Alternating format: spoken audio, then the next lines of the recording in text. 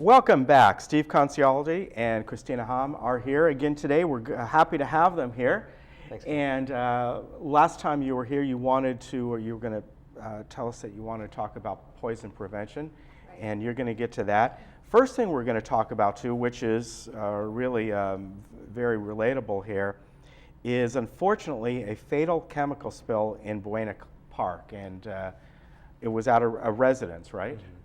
Well, last week, this gentleman who works for a pool cleaning company was in his garage, and somehow the chlorine and the muriatic acid mixed, and it's a deadly combination. And so it must have spilled, and we don't know because when we arrived on scene, he was unconscious in the garage.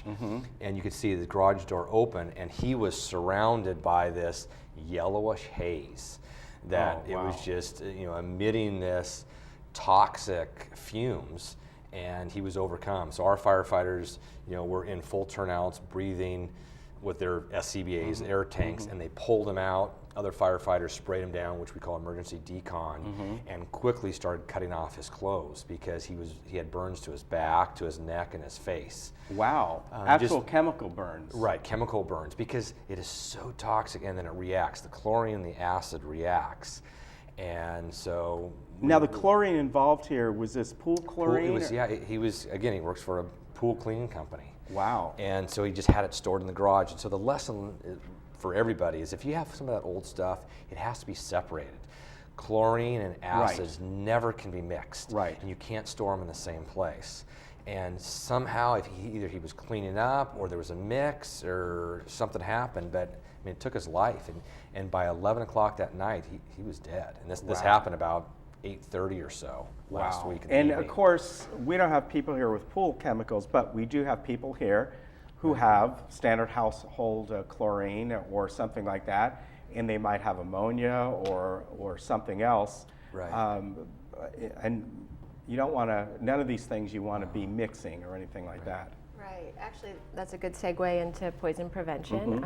Anytime you mix any cleaning products or anything that has ammonia and bleach in it, it actually will produce a toxic gas. So you may not have those chemicals from the pools and things like that, but you could have just regular household cleaning products that could produce a really toxic gas. So if you're cleaning your home, you never want to mix anything that has ammonia or bleach in it together. Right, exactly. And there's been problems like that over the years of people doing that, and a lot of them just don't know. They'll mix their own concoction, or just simply they happen to be using a couple different things, and they might spill a little bit, and they combine. And is something like this noticeable right away? Is that what happened with this gentleman here? Would he have noticed that quick enough, like breathing in those fumes, or did it just hit him so hard? It probably hit him extremely quick. And he works with this, so he was probably trying to either neutralize it or separate it, or maybe even try to just clean it up as quick as possible, but it overcame him quickly. Okay. He was found by a neighbor, so somebody's walking by. This looked like, is it an apartment complex? It was an apartment, and these are the garages. Yeah. And so the apartment's on top, but somebody walking by basically saw him down. The initial call was there was somebody unconscious around some yellowish haze. That's what the 911 caller called it. So when our firefighters got there, they quickly drug him out. And, did you have to evacuate the other apartments or anything? No, because our hazmat team got there right away. They were able to neutralize it, and it was, the most people around there were kept back out of the area. Buena Park Police Department kept that, but we didn't have to evacuate the complex. Okay. That was a concern at first, but our hazmat team quickly neutralized it. Let's talk about more common poison possibilities, and that's people with medications, mixing medications and not understanding the problems with that. Things are certainly better nowadays than they were years ago, because hopefully your pharmacy and they keep things all on file, and they warn people about here's what you're taking here, but still. Right. You're absolutely right. It is better than it was in the past. However, we also have a lot more medications than we did in the past. So you know, the average person could be taking 4 or 5 medications, Yeah. especially if they're an older adult. So it is a little dangerous. The best thing you can do is always have a medication list, because you may go to more than one doctor, or you may fill a prescription at more than one pharmacy. So if they don't know that you're taking another Yes. medication, you could unintentionally have a poisoning. So it's always good to make sure you know which medicines you have. And if you do have any questions about poisonings or which medications could interfere with others, you can always call the California Poison Control Hotline 24 hours a day. And I can give you that number if you'd Yeah, like. I know we have some good services here, adult day services here with AgeWell. They do a program where you can bring your medications in. Oh, okay. And obviously they want them in the bottle. They don't want you just to bring the pills. And they have a staff RN that will look at it and go through that, which is good. But another problem, people throw them away, and they put them down the toilet, or just they got to be disposed properly. Right, and that's actually also dangerous too. You should never flush or pour medications down the sink, because it then gets into our drinking water, which can potentially have adverse effects on our health. But it's better to return them. Some pharmacies will take back medications, some police departments, some fire departments. It's best to sort of check in with your local station. But Okay. and you also never want to keep medications past their expiration date, because the efficacy of those medications is not going to be as strong. Right, exactly. And this is a common call we get when somebody takes the wrong medication, or they get a new medication from a different doctor, like Christina said, and there's a reaction. So we need to make sure that when you do get a new medication, you're talking to the pharmacy, and the pharmacist, hopefully you go to the same one, so they keep those records and they know what you're taking. And then also to label the medications really well. And if you have a hard time with your sight, or then you need some help with that. Because too often, and this is the guys in Laguna Woods here will tell you, it is almost a daily call where they've taken the wrong medications and they have a reaction. Yeah. So they just need to be real diligent, label them well. Our security department here often will say, you know, one of the best things you can do is have your medications listed on the refrigerator.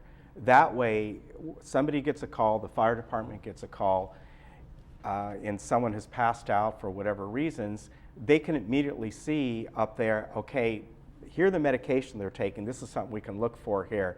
It's a good help, and it's very easy to do. Right. So we're looking for your medications, any allergies to medications, your doctor, and your medical history.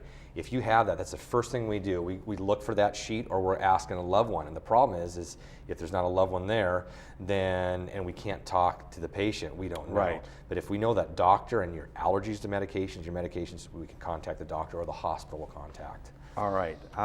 We're going to talk about the other day, there was unfortunately a house fire. It grew to 2 homes. People might have saw the smoke. We could see it very well here. It was actually right behind where the kind of the DMV is, in that area around where Polly's is, that home, those homes right here. And one thing I read about this, you can see in the lower picture, this was actually a certified, from what I read, daycare, meaning within the home daycare. Right, the 2-story home. There were 5 children from 9 months to 5 that were inside at the time, and a fire started in this house, and it quickly spread to the house next door. This was a 3-alarm fire. We sent approximately 80 firefighters from companies all around the Saddleback Valley. And unfortunately, the home next to it, the single-story home, was a complete loss as well. But it shows how quickly a fire can develop. Fortunately, there were smoke alarms. The smoke alarms went off, and then everybody was able to get out there quickly, get out of the home. But this is devastating. You could see this is the damage. This is the 2-story home. I mean, will be a complete loss, as well as the 1-story home. Yeah, and as you said, people were home because it happened right around noon, give or take. I know right now you can't go into possible causes. Maybe we'll get an update in a couple months from now. But what we noticed, because it was far, that all the fire crews going there, and yet the flames were shooting out of this home, it was like, whoa, almost unusually high from what I saw. Right. Yeah. Well, there's in all homes there's a lot of fire load, and that's your furniture, clothing, Yeah. anything combustible inside. And you could see this is the fire through the roof that's blowing. Yeah. And this is dangerous for our guys. They're cutting ventilation holes Right. in the roof to let all those hot gases escape and all the smoke, because we have guys inside trying to make sure everybody's out and trying to save belongings, computers, so forth. I mean, it's an extremely dangerous job, but we're trying to extinguish the fire, and we don't want it to spread to a third home or a fourth home or the homes behind. And there were 2 injuries to firefighters, right? Right, one firefighter suffered heat exhaustion. He was actually the first firefighter on the scene and pulled the initial hose line between the 2 houses, and he was trying to keep the fire from spreading, and he worked extremely hard. And so he suffered some heat exhaustion, because our firefighters don't know when we're going to get a call. And Yeah. so the fire broke, they were close by, and he had a sweatshirt on. And, well, you know, he had his turnouts on over the sweatshirt and so forth, and he's working real hard. Eventually went inside the house. It's extremely hot, so Yeah. he suffered some heat exhaustion. Then one of our other firefighters in here, he said he grabbed something metal inside, and he had his gloves on, but it burned. He had second-degree burns, blistering Whoa. on his hand. It just shows, even with our excellent gloves we have, you could still get burned because it's extremely hot. Well, the good news is, besides those 2 injuries, that none of the residents were injured there, especially the potential there with all the children in the home at the daycare. And as I said, we saw it here. We drove down to the area there, not in the neighborhood, but behind where the Polly's is and all that. And it's much as the fire service was there, more and more were coming. We could see how large a fire that was. And as you said, thankfully, it was not a Santa Ana wind day. Right. Yeah, because that could have This could be spread. much worse. All right, the smoke alarms. Quickly, we got about a minute left. You're let going? Christina. Did you go back into San Juan and bring more, or is that ongoing? We are planning another event for Okay. March 14th. So from 8 a.m. to 3 p.m., we'll be back in the San Juan Capistrano neighborhood, installing alarms in the homes that we were unable to reach last time. So last time we Okay. got over 660 alarms installed, and we're hoping to get the rest of the homes this time. All right, very good. And I know our own community here is involved in getting smoke alarms out to everyone as well. So good to have you guys on. Thank you. Take care. Have a good weekend. And we're out of time. It's going to be a warm weekend. Expect in the mid to low 80s. And for you people who like to ski, it's going to be a good time to go to local mountains. So take care. Have a good weekend. And get your smoke alarms. All right? Bye-bye.